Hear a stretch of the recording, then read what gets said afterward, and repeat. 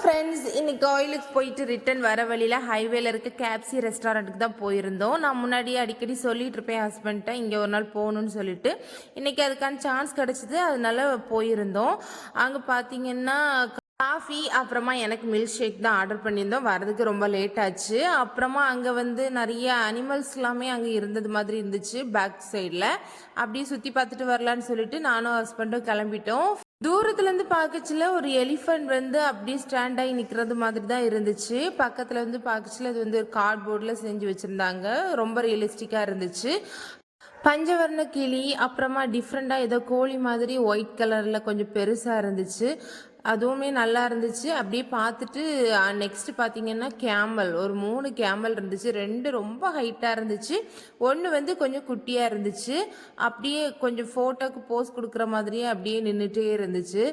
சைடில் வந்து moving train தான் நின்றுட்டு இருந்துச்சு. 7 o'clock மேலே தான் ரன் பண்ணுன்னு சொன்னாங்க. அப்படி சும்மா ஏறி பார்த்துட்டு அப்படியே கீழே இறங்கிட்டேன். வீட்டில் வந்து பார்ட்டி பண்ணுறதுக்கு, பர்த்டே ஃபங்க்ஷன், அப்புறமா என்கேஜ்மெண்ட் இந்த மாதிரி பண்ணுறதுக்கு சைடில் வந்து அரேஞ்ச்மெண்ட் பண்ணியிருந்தாங்க. அதையுமே விசிட் பண்ணிவிட்டு அப்படியே ரிட்டன் வர வழியில் ஒரு பாண்ட் மாதிரி கட்டி ஃபிஷ்ஷஸ் எல்லாமே வளர்த்துட்டு இருந்தாங்க. ஃபிஷ்ஷஸ் பார்த்திங்கன்னா ரொம்ப பெரிய ஃபிஷ்ஷாக இருந்துச்சு.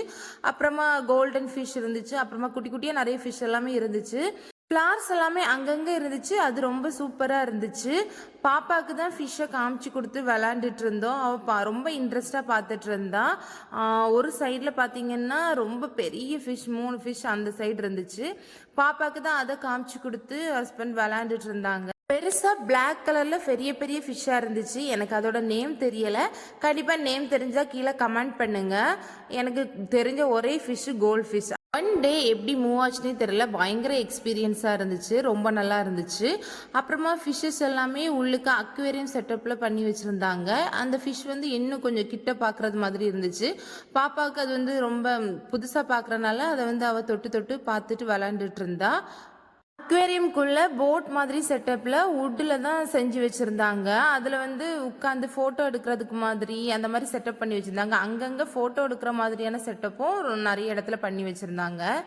பாப்பாவுக்கு அண்டர்ஸ்டாண்ட் ஆகாட்டாலுமே அவளுக்கு போட்டு அதோட யூசஸ் எல்லாமே கரெக்டாக டீச் பண்ணிடுவேன். குட்டீஸ் விளையாடுறதுக்கு உள்ளேயே ஒரு பார்க் மாதிரி செட்டப் பண்ணி வச்சுருந்தாங்க. ஸ்விங்ஸ், ஸ்லைட்ஸ் எல்லாமே இருந்துச்சு. பாப்பாவை இந்த மாதிரி ஒரு ஃபிஷ் மாதிரி ஒரு செட்டப்பில் தான் உட்கார வச்சு ஆடி விளையாண்டுட்டு இருந்தேன். ஸ்விங்லேருந்து தான் பாப்பா கீழே இறங்க மாட்டேன்னு சொல்லி அடம் பிடிச்சிட்டு இருந்தா. ரொம்ப நேரம் ஆட்டி விட்டுட்டு இருந்தேன். இன்னும் கொஞ்சம் வளர்ந்த பிறகு வந்தால் அவள் கொஞ்சம் நல்லா அவளே விளையாடுற மாதிரி சூப்பராக இருக்கும்னு நினைக்கிறேன்.